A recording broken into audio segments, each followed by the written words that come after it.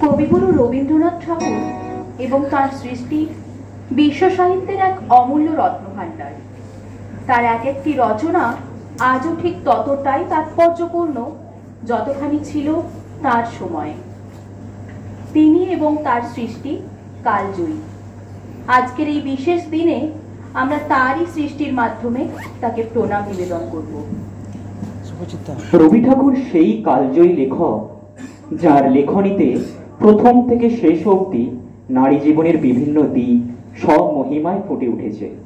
তার সৃষ্ট নারী চরিত্র কেবল একজন পুরুষের সহায়ক নয়, বরং পুরুষতান্ত্রিক সমাজে সম্পূর্ণরূপে স্বতন্ত্র তার প্রতিবাদী সত্তায় এবং আত্মমর্যাদায়। তুমি এ মনেরই সৃষ্টি, তাই মনো মাঝে এমন সহজে তব প্রতিমা বিরাজে। যখন তোমার হেরি জগতের তীরে, মনে হয় মন হতে এসেছ বাহিরে। যখন তোমারে দেখি মনো মাঝখানে, মনে হয় জন্ম জন্ম আজ হয়ে পড়ানি। মানুষের রূপিণী তুমি, তাই দিশে দিশে সকল সৌন্দর্য সাথে যাও মিলেমিশে। নারী বিষয়ে বাংলা কবিতার ভিত্তি তৈরি হয়েছিল রবি ঠাকুরের হাত ধরে। তার কবিতায় নারী এসেছে সৌন্দর্য, নির্ভরশীলতা, সহনশীলতা, আনুগত্য ও আভিজাত্যের প্রতিমূর্তি হিসেবে। শুধু বিধাতার সৃষ্টি নহ তুমি নারী, পুরুষ করেছে তোরে সৌন্দর্য সঞ্চারী আপন অন্তর্গতে। বসি কবিগণ সোনার উপমা সূত্রে বুনিছে বসন, সপিয়া তোমার পরে নতুন মহিমা, অমর করেছে শিল্পী তোমার প্রতিমা। আমাদের এই আজকের নিবেদনের উদ্দেশ্যও তাই। তার সৃষ্ট নারী চরিত্রের ব্যক্তি স্বাধীনতা, সচেতনতা, স্বতন্ত্রতা এবং বিভিন্ন অনুভবকে আমাদের সাধ্যমতো উপস্থাপন করা। আমাদের প্রথম উপস্থাপনা চারুলতা, যা রবীন্দ্রনাথের গল্পগুচ্ছ থেকে নেওয়া। 1879 সালে এক উচ্চবিত্ত বাঙালি পরিবারকে কেন্দ্র করে গড়ে উঠেছে গল্পটি। ঘরের কর্তা ভূপতি পত্রিকার কাজে এতটাই মগ্ন থাকে যে সে তার সদ্য যৌবনা স্ত্রী চারুলতার প্রতি মনোনিবেশ করার সময় বা অবকাশ কোনোটিই পায় না। এই অবসর যাপনে চারুলতার সঙ্গী হয় তার সাহিত্য চর্চা। এই সময়ে গৃহে আগমন হয় ভূপতির পিস্তুত ভাই অমলে। ইতিমধ্যে আরম্ভ হয় অমল এবং চারুলতার একান্ত গোপন সাহিত্য চর্চা। অমল বৌঠানকে শোনালো তার লেখা প্রথম প্রবন্ধ আমার খাতা। আস্তে আস্তে অমলের লেখাই তাহাদের আলোচনা ও পরামর্শের বিষয় হইয়া উঠিল। সে খানিকটা বুঝিয়া, খানিকটা না বুঝিয়া, অনেকটা কল্পনা করিয়া, অনেকটা অমলের ব্যক্ত করিবার আবেগের দ্বারা উত্তেজিত হইয়া মনের মধ্যে কি একটা খাড়া করিয়া তুলিত। তাহাতেই সে সুখ পাইত এবং আগ্রহে অধীর হইয়া উঠিত। এইভাবেই গড়ে উঠল চারুলতার খেলাঘর।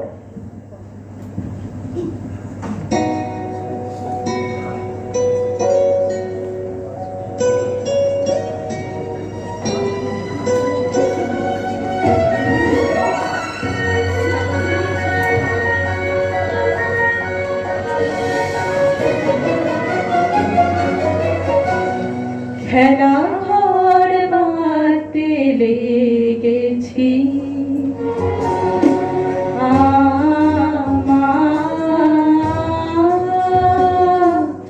মনের ভিতরে, খেলা ঘর বাঁধতে লেগেছি।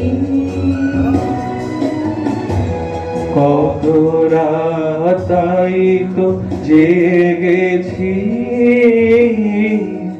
বলবো কি তোরে খেলা ঘর বাঁধতে লেগেছি।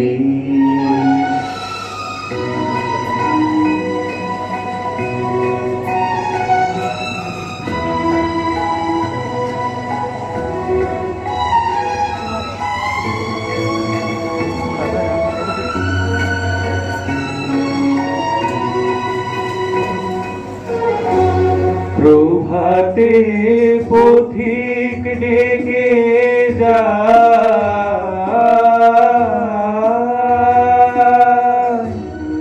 অবসর পাই রে আমি হায়। প্রভাতে পথিক ডেকে যায়,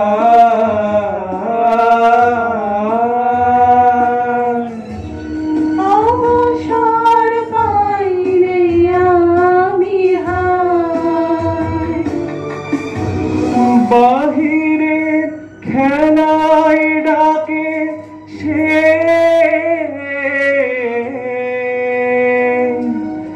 যাব কি করে খেলা ঘর বাঁধতে লেগেছি।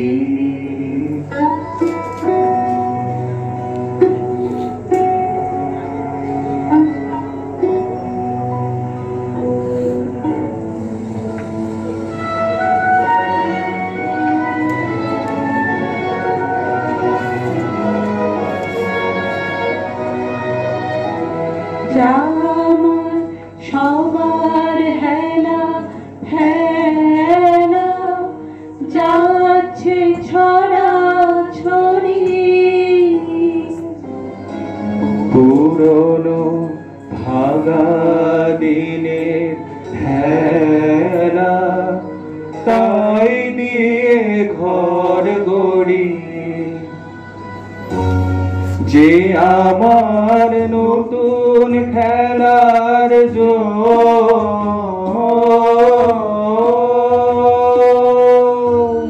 তারি খেলার সিংহাসন,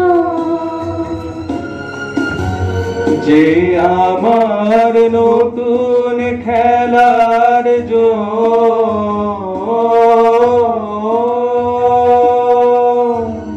তারি খেলার সিংহাসন। ভাঙারে জোড়া দেবে সে,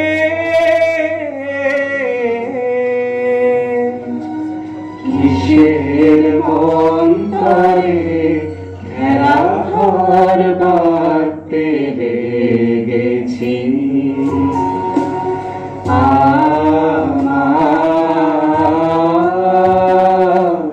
মনের ভিতরে খেলা ঘর বাঁধতে লেগেছি। কত রাত তাই তো জেগেছি, বলবো কি তোরে খেলা ঘর বাঁধতে লেগেছি।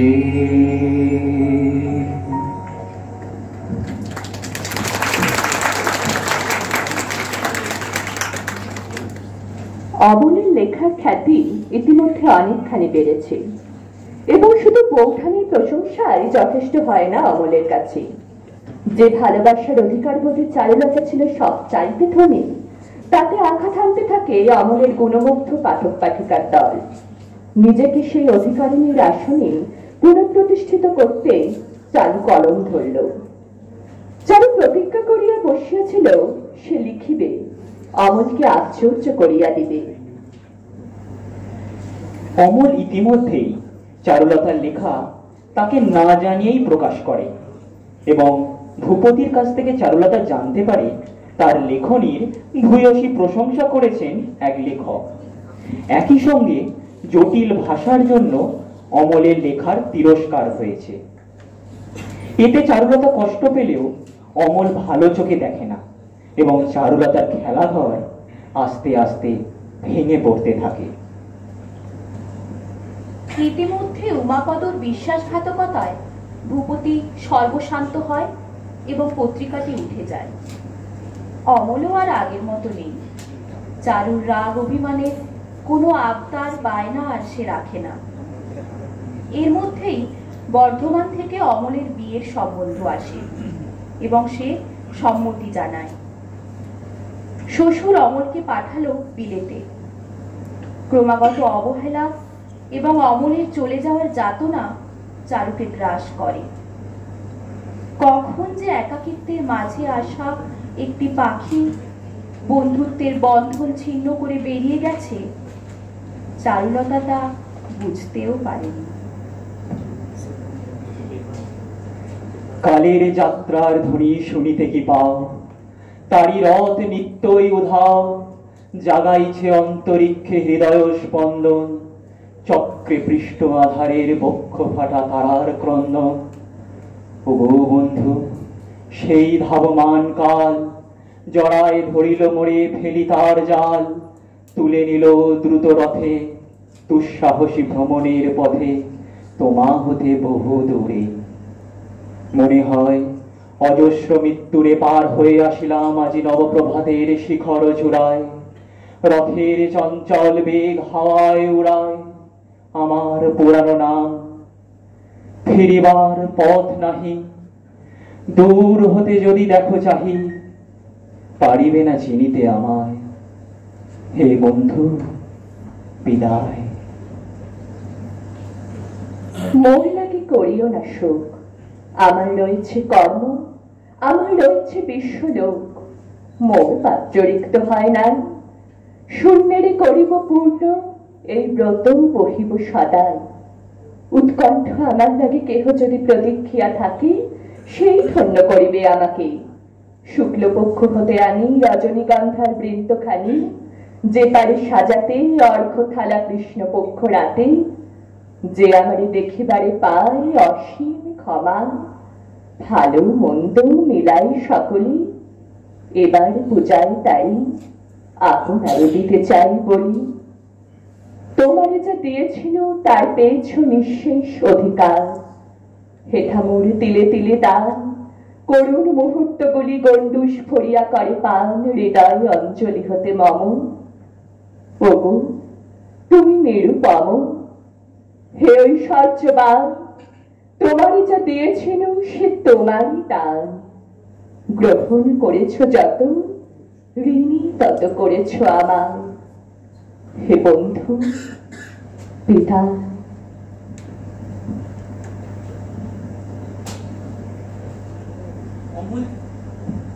অমল চলে গেছে, আর হয়তো কোনোদিন আগের মতো বৌঠানকে বলবে না পানির কৌটোটা এনে দিতে, বা দেখাবে না তার নূতন লেখা কেমন হয়েছে।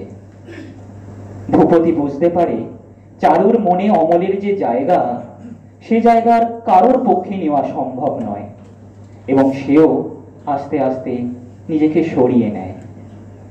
পড়ে রইল একরা স্মৃতি, কিছু ছেঁড়া কাগজ, আর সবার হেলা ফেলার কিন্তু চারুর ভালো লাগার অতি সাধের এক টুকরো খেলা ঘর।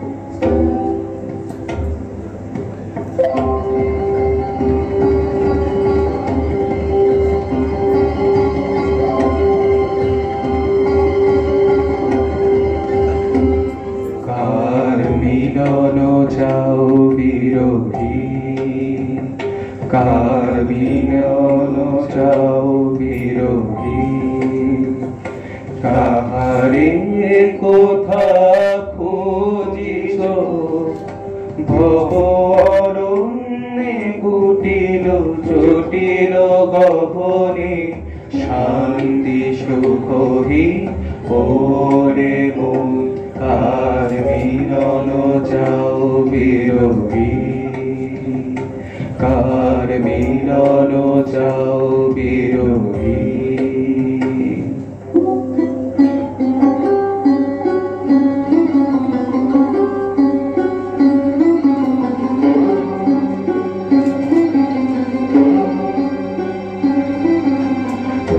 দেখো দেখো রে চিত্ত কোমলে, দেখো দেখো রে চিত্ত কোমলে, চরণ পদ্ম রাজে হায়, চরণ পদ্ম রাজে হায়। অমৃত জ্যোতি কিবা সুন্দর, ওরে মন কার মিলন চাও বিরোহী, কার মিলন চাও বিরোহী। তাহারে কোথা খুঁজিছ ভব অরণ্যে, কুটিল জটিল গহনে, শান্তি সুখহীন ওরে মন কার মিলন চাও বিরোহী, কার মিলন চাও বিরোহী।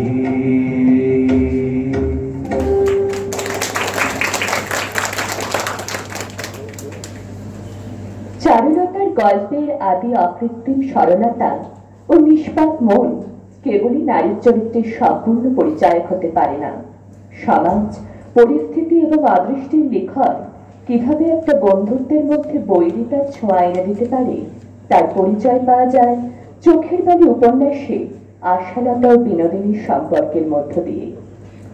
চোখের বালির সূচনায় রবি ঠাকুর জানিয়েছেন, আমার সাহিত্যের পথযাত্রা পূর্বাপর অনুসরণ করে দেখলে ধরা পড়বে যে চোখের বালি উপন্যাসটা আকস্মিক, কেবল আমার মধ্যে নয়, সেদিনকার বাংলা সাহিত্য ক্ষেত্রে। বাইরে থেকে কোন ইশারা এসেছিল আমার মনে, সে প্রশ্নটা দুরূহ। চোখের বালি বাংলা ভাষার প্রথম মনস্তাত্ত্বিক সামাজিক উপন্যাস। উপন্যাসের প্রারম্ভে আমরা দেখতে পাই রাজলক্ষ্মী নিজের ছেলে মহেন্দ্রের জন্য বিনোদিনীকে নির্বাচন করেন।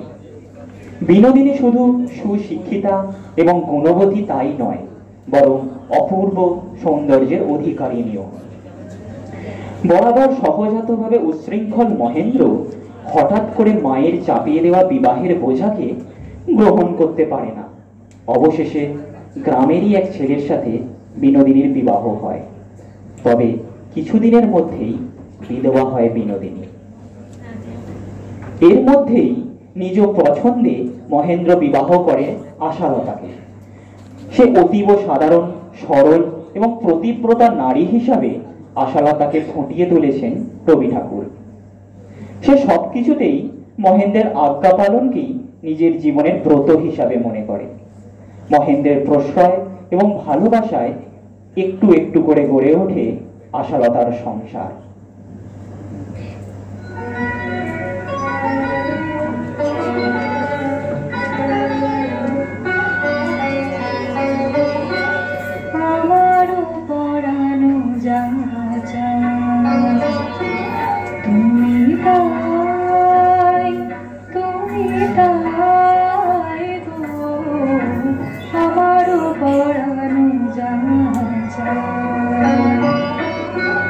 তোমা ছাড়া রে জগতে মোর কেহ নাই, কিছু নাই গো, আমার পরানো যাহা।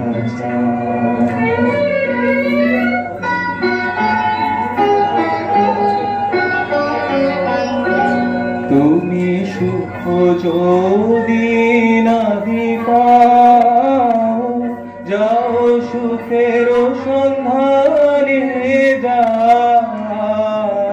তুমি সুখ যদি নাহি পাও, যাও সুখের সন্ধানে যাও। আমি তোমার পেয়েছি হৃদয় মাঝে, আরো কিছু নাহি চাই গো, আমার পরানো যাহা চাই। তুমি দাই, তুমি দাই গো, আমার পরানো যাহা চাই।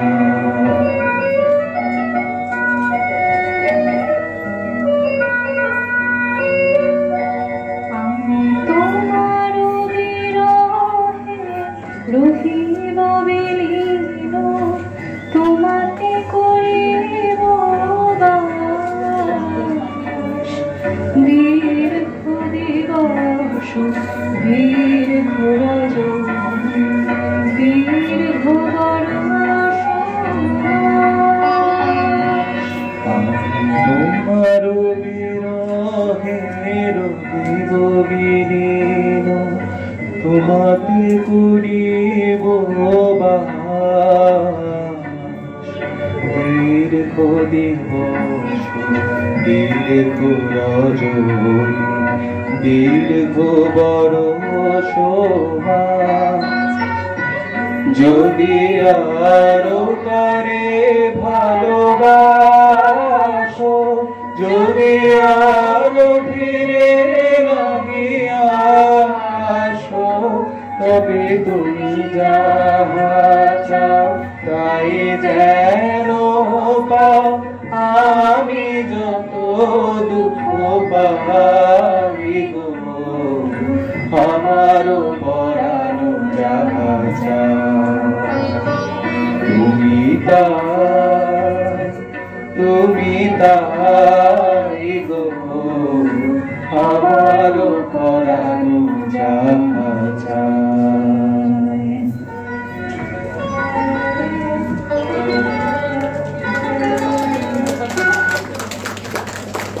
অন্যদিকে মহেন্দ্রের তার মায়ের প্রতি অবহেলা এবং সাংসারিক উচ্ছৃঙ্খলতার অতিরিক্ততা তার মাকে সাময়িক গৃহত্যাগে বাধ্য করলেও পুত্র স্নেহে তিনি ফিরে আসেন। সাথে নিয়ে আসেন বিধবা বিনোদিনীকে। আশালতা প্রথম এমন কাউকে পেল যাকে সে অকপটে খুলে বলতে শুরু করলো তার মনের কথা, মহেন্দ্রের কথা, তার এবং মহেন্দ্রের প্রণয়ের কথা। এই সবই সমাজের নিয়মে আবদ্ধ যৌবন বিধবা বিনোদিনীর মনের কোণে কোথাও যেন একটা অতৃপ্তি তৈরি করতে থাকে। সরল মনে আশালতা তার স্বামীকে বিনোদিনীর সাথে দেখা করার অনুরোধ করে। অপরদিকে বিনোদিনীও নিজেকে আশালতার সাথে তুলনা করতে থাকে। রূপে গুণে শিক্ষা দীক্ষায় সে আশালতার থেকে অনেকটাই এগিয়ে। অভাগা বিনোদিনীর মনে হতে থাকে যে জায়গা তার বালির সে জায়গা তো একসময় তারই প্রাপ্য ছিল, কিন্তু ভাগ্যের পরিহাসে আজ সে স্বামীহারা। শুরু হয় মহেন্দ্র বিনোদিনীর অভিসার।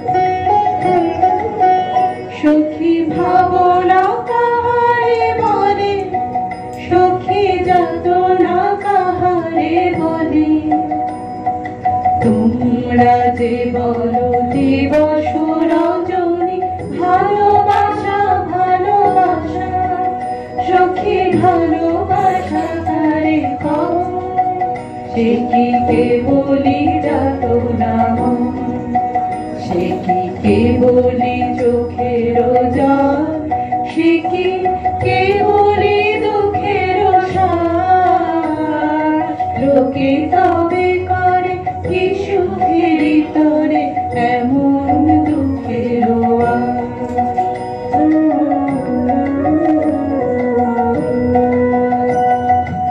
আমার চোখে তো সকলে শোভন সকলে নবীন সকলে বিমান আমার চোখে তো সকলে শোভন সকলে নবীন সকলে বিমান সুনীল আকাশ শ্যামল কানন বিষাদ যোছনা কুসুম কোমল সকলে আমার মতো তারা কেবলে হাসে কেবলে গায় আসিয়া খেলিয়া মরিতে চায় কেবলে হাসে কেবলে গায় আসিয়া খেলিয়া জানে বেদন, না জানে রোদন, না জানে সাধের যাতনা যত।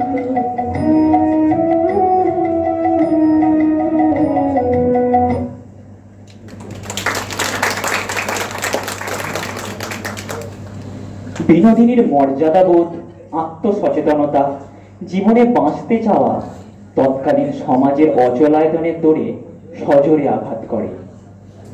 আশালতা এবং বিনোদিনীর সব দিক থেকে অমিল থাকলেও একটি বিষয়ে তারা দুজনেই অভিন্ন ছিল। তারা দুজনেই সংসার করতে চেয়েছিল। ভাগ্যের পরিহাসে দুজনে কাছে এলো, মান অভিমানের দ্বন্দ্বে জড়ালো, আবার জীবনে দুটি ভিন্ন পথে বেঁকে গেল। নারীকে আপন ভাগ্য জয় করিবা, কেন নাহি দিবে অধিকার? হে বিধাতা, নত করি মাথা পথ প্রান্তে, কেন রব জাগি? ক্লান্ত ধৈর্য প্রত্যাশার পূরণের লাগি দৈবাগত দিনে শুধু শূন্যে চেয়ে রব, কেন নিজে নাহি লব চিনে সার্থকের পথ? কেন না ছুটাবো তেজে সন্ধানের রথ? দুর্ধর্ষ অশ্বিরে বাঁধি দৃঢ় বর্গা পাশে, দুর্জয় আশ্বাসে দুর্গমের দুর্গ হতে সাধনার ধন, কেন নাহি করি আহরণ প্রাণ করি পণ? যাব না বাসর কক্ষে বধূ বেশে বাজায় কিঙ্কিনি, আমারে প্রেমের বীর্যে করো অসংকীন। বীর হস্তে বড় মাল্য লব একদিন, সে লগ্ন কি একান্তে বেলি ক্ষীণ দীপ্তি গথলিতে? কভু তারে দিব না ভুলিতে মোর দৃপ্ত কঠিনতা, বিনম্র দীনতা সম্মানের যোগ্য নহে তার। ফেলে দেব আচ্ছাদন দুর্বল লজ্জার, দেখা হবে ক্ষুব্ধ সিন্ধু তীরে। তরঙ্গ গর্জনোচ্ছ্বাস মিলনের বিজয় ধ্বনিরে দিগন্তের বক্ষে নিক্ষেপিবে। মাথার গুণ্ঠন খুলি কবতারে, মর্তে বা ত্রিদিবে একমাত্র তুমি আমার। সমুদ্র পাখির পক্ষে সেই ক্ষণে উঠিবে হুঙ্কার পশ্চিম পবন হানি। সপ্তর্ষি আলোকে যাবে যাবে তারা পন্থা অনুমানী। হে বিধাতা, আমারে রেখো না বাক্যহীনা, রক্তে মোর জাগে রুদ্র বীণা।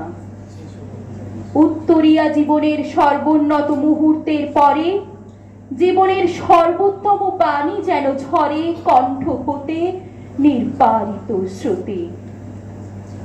যাহা মোর অনির্বচনীয় তারই যেন চিত্ত মাঝে পায় মোর প্রিয়।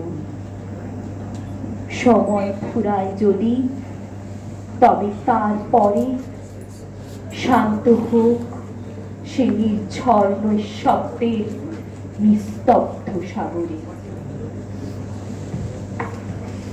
বিনোদিনী কিন্তু আর ফিরল না।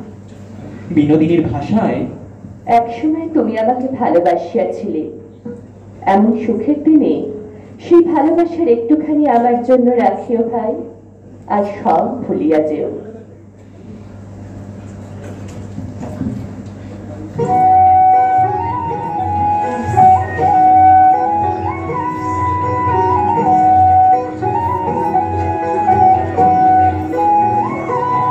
সেরা সুখের লাগি চাহে প্রেম, প্রেম মেলে না, শুধু সুখ চলে যায় এমনি মায়ার ছলনা। এরা সুখের লাগি চাহে প্রেম, প্রেম মেলে না, এরা ভুলে যায় কারে ছেড়ে কারে চাই, ভুলে যায় কারে ছেড়ে কারে চাই। সুখের লাগি চাহে প্রেম, প্রেম মেলে না, তাই কেটে কাটে নিশি, তাই দহে প্রাণ, তাই মান অভিমান, তাই এত হায় হায়, তাই কেটে কাটে নিশি, তাই দহে প্রাণ, তাই মান অভিমান, তাই এত হায় হায়। প্রেমে সুখ দুঃখ ভুলে তবে সুখ পাই, প্রেমে সুখ দুঃখ ভুলে তবে সুখ পাই। সুখের লাগি চাহে প্রেম, প্রেম মেলে না। সখী চলো গেল মিশে সকল পুরালো, মিছে আর কেন বলো, মিছে আর কেন বলো। শশী ঘুমের কুহ করিয়ে গেল অস্তা চলো, সখী চলো।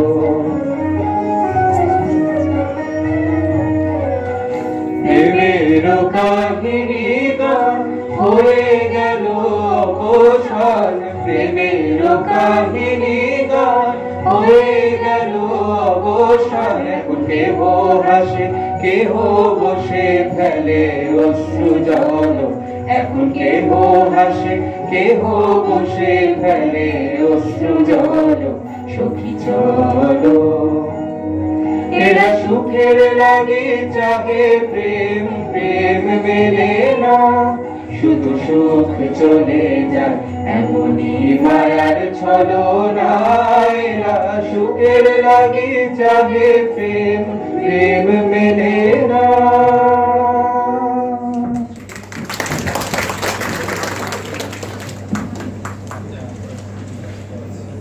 কবিগুরুর সব রচনার নারী চরিত্র আলোর মতো দীপ্তমান নয়। তিনি এমন চরিত্র সৃষ্টি করেছেন যেখানে নারীর মনের বাসনা এবং অহং তার বিবেকবোধকে হরণ করে নেয়। সর্বদা আলোর পথ এবং মঙ্গলের আরাধনা ও সাধনাই কবিগুরু সৃষ্টিতে বারবার উঠে এলেও ভীষণভাবে ব্যতিক্রমী চরিত্র হল শ্যামা। শ্যামা নৃত্যনাট্যের মুখ্য চরিত্র শ্যামা এবং বজ্রসেন। শ্যামা সুন্দরী লাস্যময়ী রাজনর্তকী এবং বজ্রসেন পূর্ণ যুবক এক বণিক। বজ্রসেনের সাথে প্রথম দর্শনে শ্যামা তার শরীরী সৌন্দর্যে হয়ে ওঠে মোহী এবং তাকে পাওয়ার জন্য হয়ে ওঠে ব্যাকুল। একই সাথে তরুণ উত্তের প্রেম নিবেদনের আকর্ষণ তার কাছে অনেকটাই ফিকে। তবে উত্তের এই ভালোবাসা ছিল সম্পূর্ণ নিঃস্বার্থ এবং তার সাথে যে সে এও জানত শ্যামা তার প্রেমে কোনোদিন ধরা দেবে না। তার কাছে শ্যামা মায়াবল বিহারিণী হরি।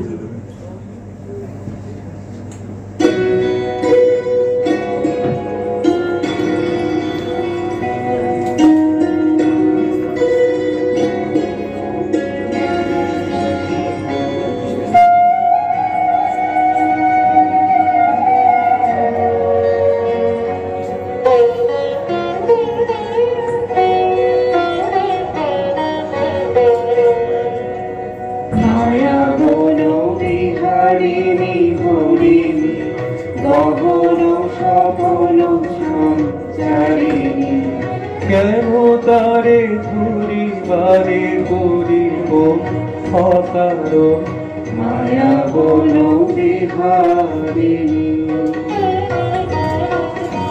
থাক থাক নিজ মনে দূরে দে, আমি শুধু বাঁশরীয় সুরে দে।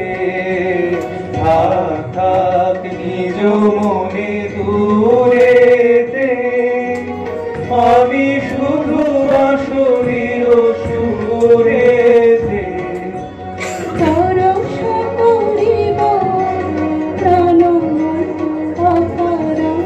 মায়া বলো বিহারিণী।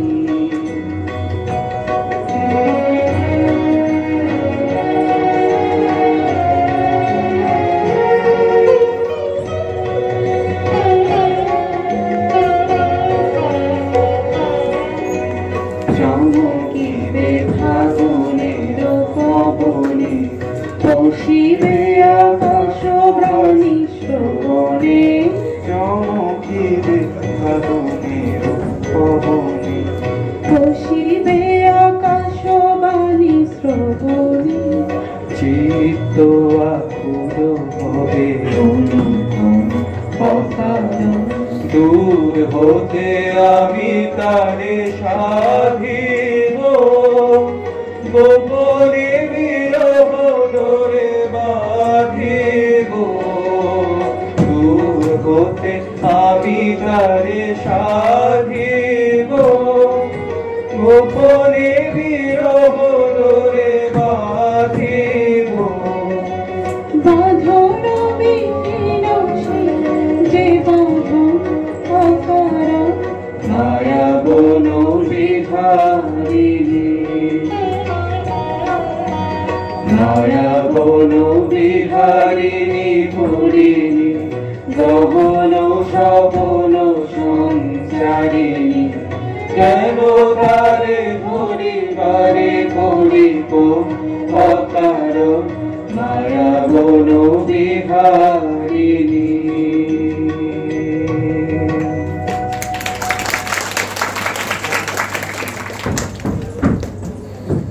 অন্যদিকে মিথ্যে চুরির অপরাধে বজ্রসেনের মৃত্যুদণ্ডের ফরমান জারি হলে উত্তীয় শ্যামার প্রিয় পাত্রকে বাঁচাতে প্রাণ দিতেও প্রস্তুত হয়ে যায়। কারে দিব দোষ বন্ধু, কারে দিব দোষ? বৃথা করো আস্ফালন, বৃথা করো রোষ। যারা শুধু মরে কিন্তু নাহি দেহে প্রাণ, কেহ কভু তাহাদের করেনি সম্মান। যতই কাগজে কালি, যত গালি কালা মুখে পড়ে, তত কলঙ্কের কালি। যে তোমারে অপমান করে অহর্নিশ, তারই কাছে তারই পরে তোমার নালিশ। নিজের বিচার যদি নাই নিজ হাতে, পদাঘাত খেয়ে যদি না পারো ফিরাতে, তবে নতশিরে ঘরে চুপ করে থাক। সাপ্তাহিকে দিকে বাজাত নির্ভর। একদিকে অসি আর অবজ্ঞা অটল, অন্যদিকে মসি আর শুধু অশ্রুজল। উত্তীয় শ্যামার প্রেমের চিহ্নস্বরূপ শ্যামার রাজঙ্গরী করল গ্রহণ। নিজেকে দোষী সাজিয়ে রাজপ্রহরীর কাছে করল আত্মসমর্পণ, দিল সর্বোচ্চ বলিদান। আপন প্রেমের জন্য তার প্রাণ করল দান।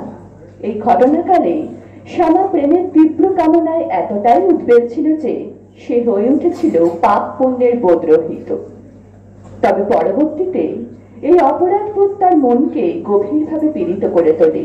তাই বজ্রসেনের সাথে সংসার শুরুর দিনেই সে উত্তীয়ের আত্মবলিদানের কথা স্বীকার করে নেয়।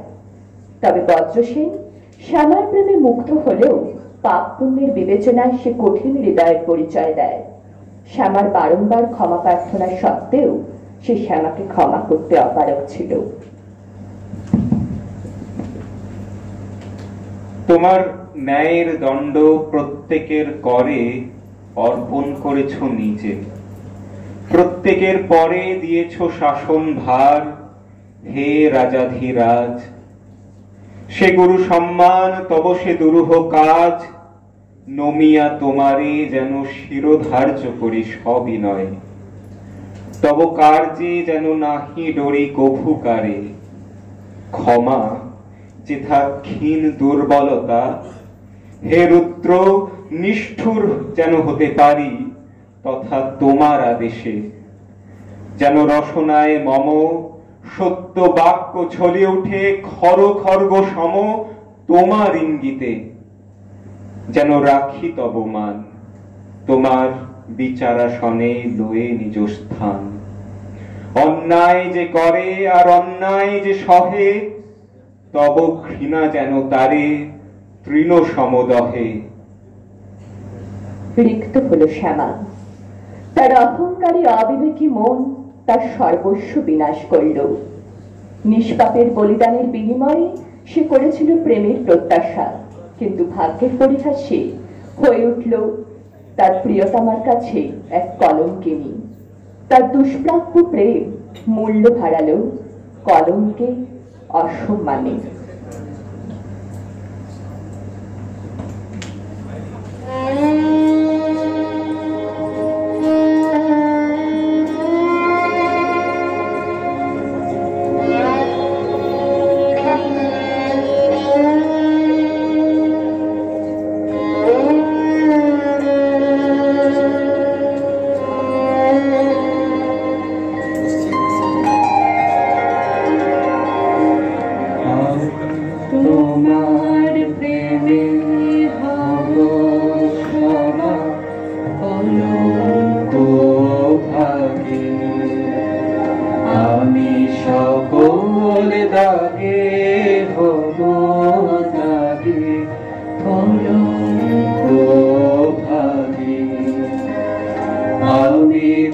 তোমার প্রেমে হব সবার কলঙ্ক ভাগে।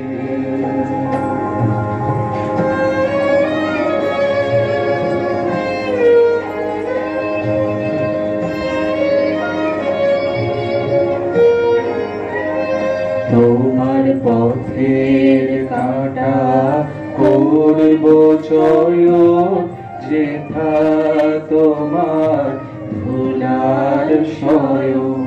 পথের কাঁটা করব জয়, যেথা তোমার ধুলার সয়। সেথা পাতব আমার তোমার রাগে, রাগে কলঙ্ক ভাগে। আমি সূচি আসো টেনে টেনে বেড়াবো না বিধান মেলে। সূচি আসো টেনে বেড়াবো না বিধান মেলে। যে পঙ্কে ওই চরণ পরে তাহারি পক্ষে মাগে কলঙ্ক ভাগে। আমি তোমার প্রেমে হব সবার কলঙ্ক ভাগে।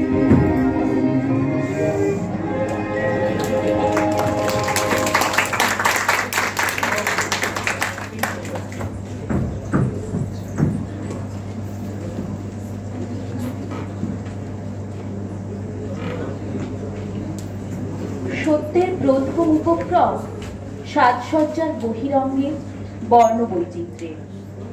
তারই আকর্ষণ অসংস্কৃত চিত্তকে করে অভিভূত। একদা উন্মুক্ত হয় সেই বহিরাচ্ছাদন, তখনই প্রবুদ্ধ মনের কাছে তার পূর্ণ বিকাশ। এই তত্ত্বটি যথাযথভাবে উপলব্ধি করা যায় রবীন্দ্রনাথের চিত্রাঙ্গদা নাট্যের আঙ্গিকে।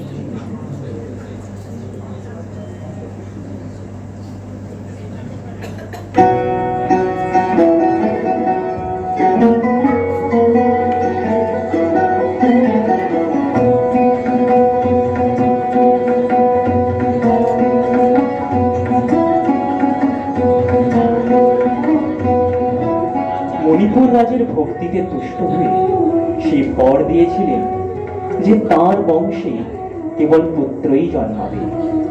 তৎসত্ত্বেও যখন রাজকুলে চিত্রাঙ্গদার জন্ম হল, তখন রাজা তাকে পুত্র রূপেই পালন করলেন। রাজকন্যা অভ্যাস করলেন ধনুর্বিদ্যা, শিক্ষা করলেন যুদ্ধবিদ্যা, রাজদণ্ড নীতি। অর্জুন 12 বৎসর ব্যাপী ব্রহ্মচর্য ব্রত গ্রহণ করে ভ্রমণ করতে করতে এসেছেন মণিপুরে। তখন এই নাটকের আখ্যান আরম্ভ।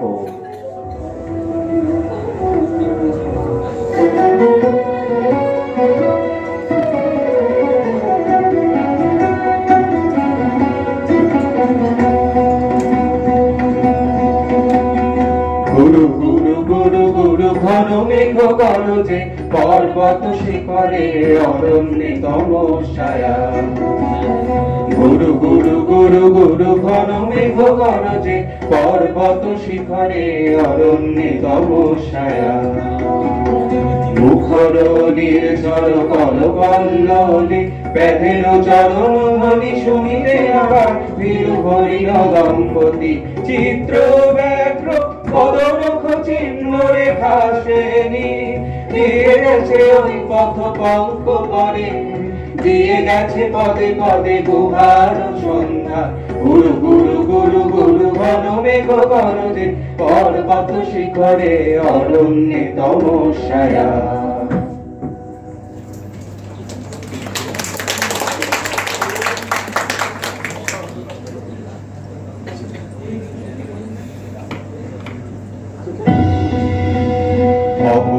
দুঃসহ স্পর্ধা অর্জুনে যে করে অশ্রদ্ধা, সে কোনখানে পাবে তার আশ্রয়?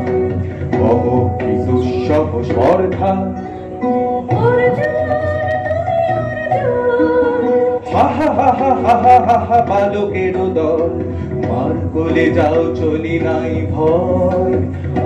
কি অদ্ভুত কৌতুক,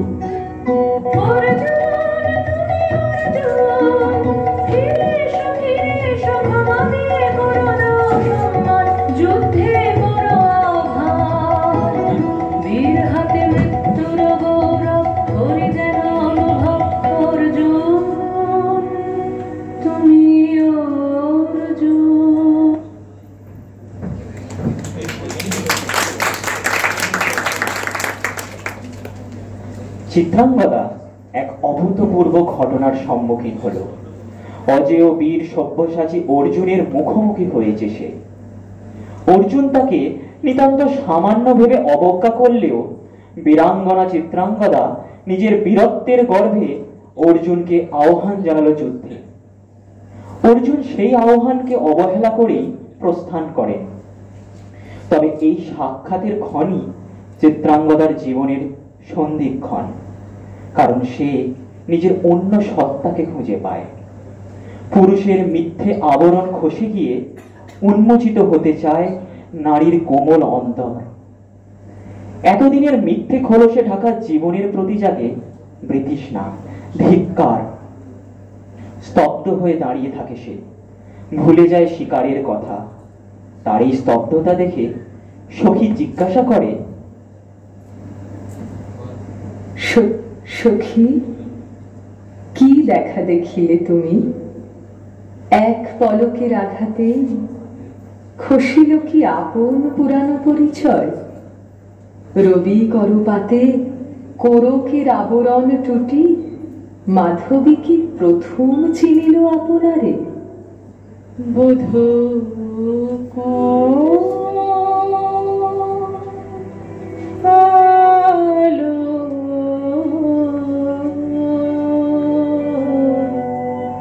লাগলো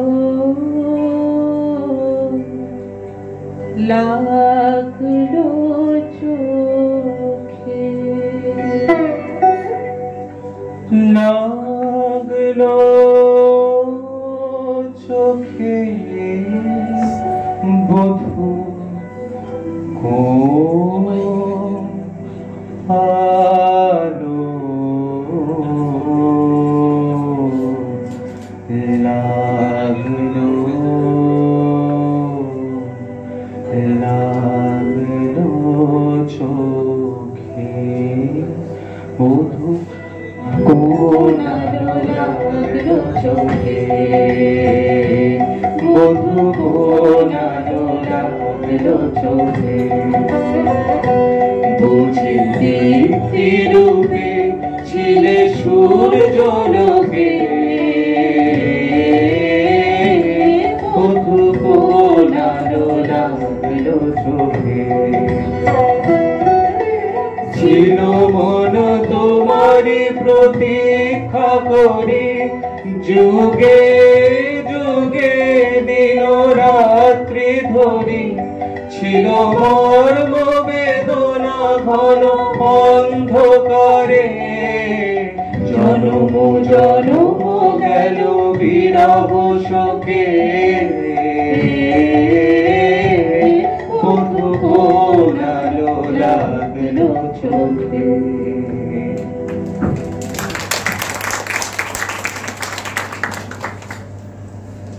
আমি পরাণীর সাথে খেলিব আজিকে মরণ খেলা, নিশীথ বেলা, সঘন বর্ষা গগন আধার, হেরু বাড়ি ধারে কাঁধে চারিধার, ভীষণ রঙ্গে ভব তরঙ্গে ভাসাই ফেলা, বাহির হয়েছে স্বপ্ন শয়ন করিয়া হেলা, রাত্রি বেলা। ওগো পবনে গগনে সাগরে আজিকে কি কল্লোল বেদৌল দোল, পশ্চাৎ হতে হাহা করে হাসি, মত্ত ছোটিকা ঠেলা দেয় আসি, যেন এ লক্ষ চক্ষু শিশুর অট্টরোল, আকাশে পাতালে পাগলে মাতালে হট্টগোল দে দৌল দৌল। আজ জাগিয়া উঠিয়া পড়ার নামা বসিয়া আছে বুকের কাছে, থাকিয়া থাকিয়া উঠেছে কাঁপিয়া, ধরেছে আমার বক্ষ চাপিয়া। নিঠুর নিবিড় বন্ধন সুখের হৃদয় নাচে, ত্রাসে উল্লাসে পড়ার নামা ব্যাকুল আছে বুকের কাছে।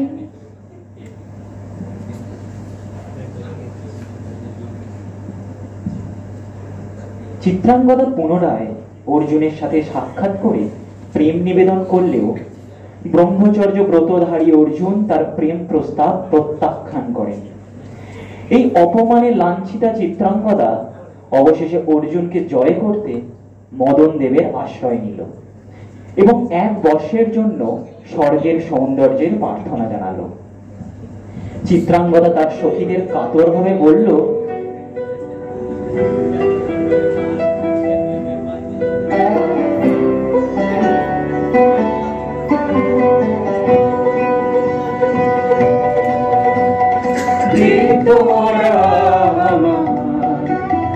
নূতন করে দে নূতন আভরণে, দে তোরা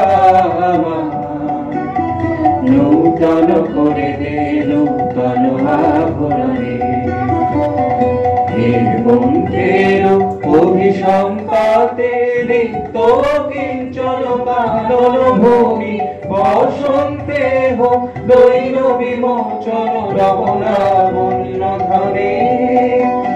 শূন্য শাখা লজ্জা ভুলে যা পল্লব আবরণে, দে তোরা নূতন করে দে নূতন আবরণে।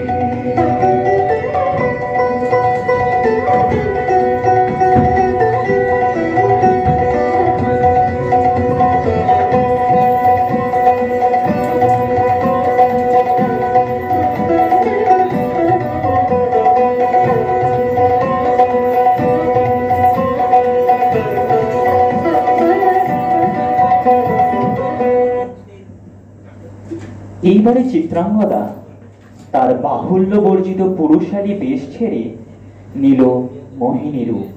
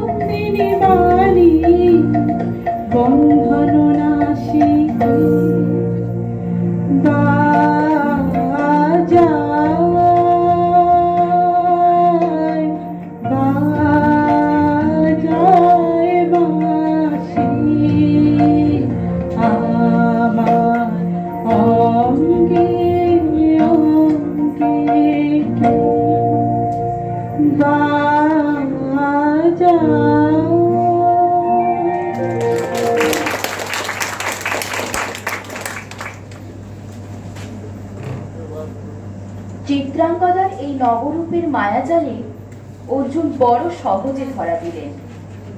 বিশ্বজয়ী অর্জুন সন্ন্যাসী ব্রতবন্ধ ছিন্ন করে সর্বকীর্তি, খ্যাতি, পৌরুষ গর্ব এখন এক অপরিচিতা নারীকে সঁপে দিতে প্রস্তুত। অর্জুনের মন জয় করতে পারলেও চিত্রাঙ্গদার অন্তঃকরণ কিন্তু জানত যে তার এই জয় তার নিজের নয়, বরং তার সমস্ত সত্তাকে বেষ্টন করে রাখা মোহিনী শক্তি। একই সঙ্গে তার রূপের মায়াজালে অর্জুনের অনায়াস পরাজয় অর্জুনের প্রতি তার মনে তীব্র ধিক্কার সঞ্চার করল। তবু যে পুরুষকে সে সারাটা জীবন আরাধনা করেছে তার ব্যাকুল আহ্বানকে সে উপেক্ষা করতে অক্ষম হল। পরাজয় ঘটল তার বিচার বুদ্ধি ও অভিজাত রুচি। চলতে থাকলো অর্জুন চিত্রাঙ্গদার প্রণয়। একসময় গ্রামবাসীর দল দস্যুর আক্রমণে ছুটে আসে বনপথে। অর্জুন জানতে পারে তারা রক্ষকহীন, কারণ তাদের রক্ষক এখন গোপন ব্রতধারিণী, আর তিনি হলেন রাজকুমারী চিত্রাঙ্গদা। অর্জুন আরো জানতে পারেন স্নেহে সে নারী, বীর্যে সে পুরুষ, সিংহাসনা যেন সে সিংহ বাহিনী। অর্জুন ফিরে এসে নবরূপা চিত্রাঙ্গদার কাছে জানতে চাইলেন মণিপুর রাজ্যের রাজনন্দিনী বীরাঙ্গনা চিত্রাঙ্গদার কাহিনী। কিন্তু ছদ্মরূপিণী চিত্রাঙ্গদা বলে যে রাজেন্দ্র নন্দিনী চিত্রাঙ্গদা কুৎসিত, কুরূপা, তার লজ্জা নাই, শঙ্কা নাই, অস্ত্রচালনায় সে সুদক্ষ হলেও কটাক্ষ সঞ্চালনায় সে সম্পূর্ণ ব্যর্থ। তবু অর্জুন সেই রমণীর সাথে মিলনে হন আগ্রহী। তিনি রাজেন্দ্র নন্দিনী চিত্রাঙ্গদার অস্ত্রচালনার পারদর্শিতায় হয়েছেন মুগ্ধ, আর তার সাথে সাথে চিত্রাঙ্গদার যে নবরূপের মোহে তিনি ছিলেন বিহ্বল তা শিথিল হয়ে আসে, আর তাতেই জাগে চিত্রাঙ্গদার আক্ষেপ।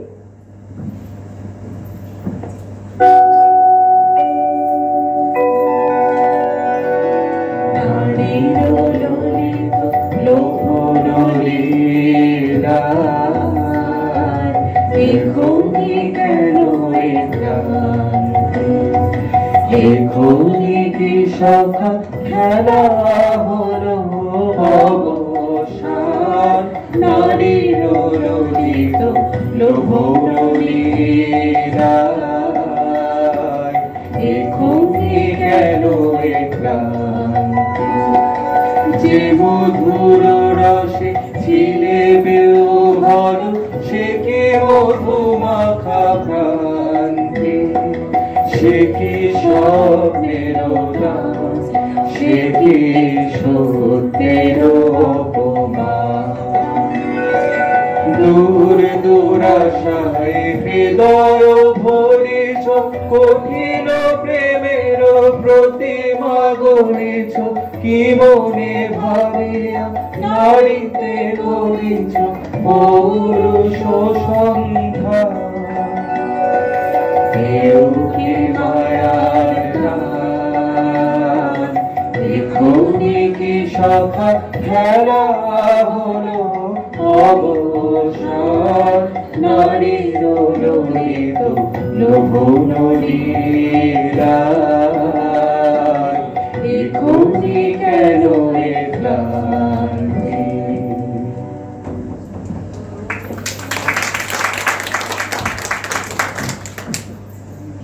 তবে অর্জুনের মানসিকতার এই পরিবর্তনে অভিভূত হয় চিত্রাঙ্গদা। রমণীর মন ভোলাবার ছলাকলা দূর করে দিয়ে উঠিয়া দাঁড়াক নারী, হয়ে উঠুক পুরুষের কর্ম সহকারী। সরল উন্নত বীর্যবন্ত অন্তরের বলে যেন সে পায় পুরুষের সম্মান। অবশেষে চিত্রাঙ্গদা মদনদেবকে তার মায়ারূপ লাবণ্য প্রত্যার্পণ করে। বিনা সাজে সাজি দেখা দিবে তুমি কবে, আভরণে আজি আবরণ কেন রবে। ভালোবাসা যদি মেশে মায়াময় মোহে, আলোতে আধারে দোহারে হারাবো দোহে। ধেয়ে আসে হিয়া তোমার সহজ রবে, আভরণ দিয়া আবরণ কেন তবে? ভাবের রসেতে যাহার নয়ন ডোবা, ভূষণে তাহারে দেখাও কিসের শোভা? কাছে এসে তবু কেন রয়ে গেলে দূরে? বাহির বাঁধনে বাঁধিবে কি বন্ধুরে? নিজের ধনে কি নিজে চুরি করে লবে? আভরণে আজি আবরণ কেন তবে? এমতাবস্থায় অর্জুনও জানতে পারে চিত্রাঙ্গদার নবরূপ ধারণ তাঁকেই পাওয়ার আশায়।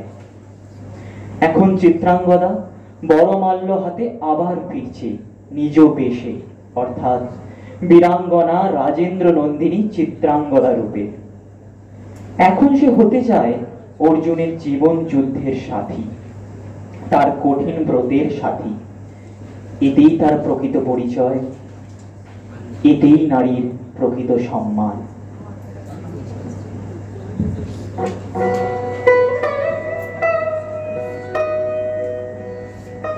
হে কৌন্তেয়, ভালো লেগেছিল বলে তব করযুগে সখী দিয়েছিল ভরি সৌন্দর্যের ডালি।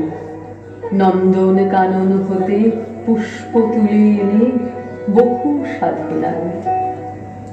যদি সাঙ্গ হলো পূজা, তবে আজ্ঞা করো প্রভু, নির্মাল্যের সাজি থাক পড়ে মন্দির বাহিরে। এইবার প্রসন্ন নয়নে চাও সেবিকার পানে।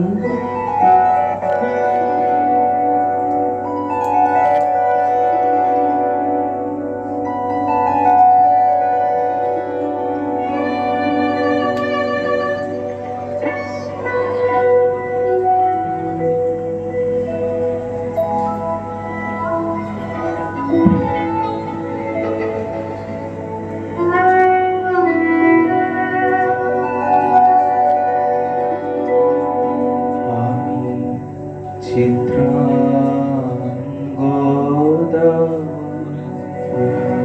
আমি রাজেন্দ্র নন্দিনী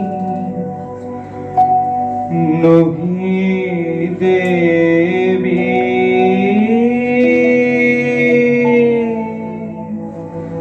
নহি নারী।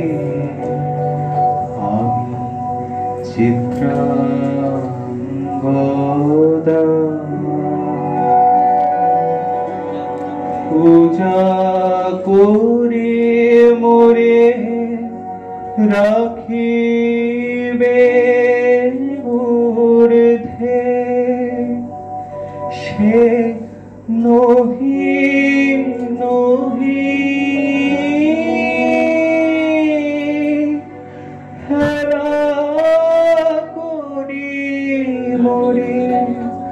রাখিবে পিছে, সে নহি নহি। যদি পারসে রাখো মোরে সংকটে সম্পদে, সম্মতি দাও যদি কঠিন ব্রতে, সহায় হতে পাবে তবে তুমি চিনিতে মোরে।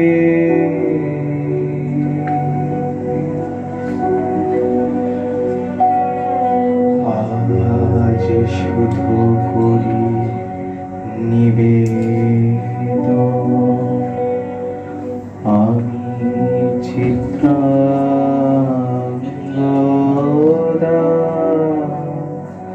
রাজেন্দ্র নন্দিনী। ধন্য